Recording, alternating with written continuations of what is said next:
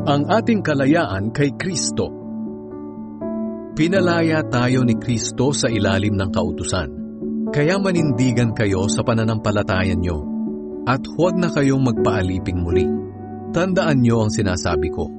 Ako mismong si Pablo ang nagsasabi sa inyo na kung magpapatuli kayo para maging katanggap-tanggap sa Diyos, mawawalan ng kabuluhan ang ginawa ni Kristo para sa inyo. Inuulit ko na ang sino mang magpapatuli para maging katanggap-tanggap sa Diyos ay obligadong sumunod sa buong kautusan. Kayong mga nagsisikap na ituring na matuwid ng Diyos sa pamamagitan ng kautusan ay nahiwalay na kay Kristo. Nahiwalay na kayo sa biyaya ng Diyos.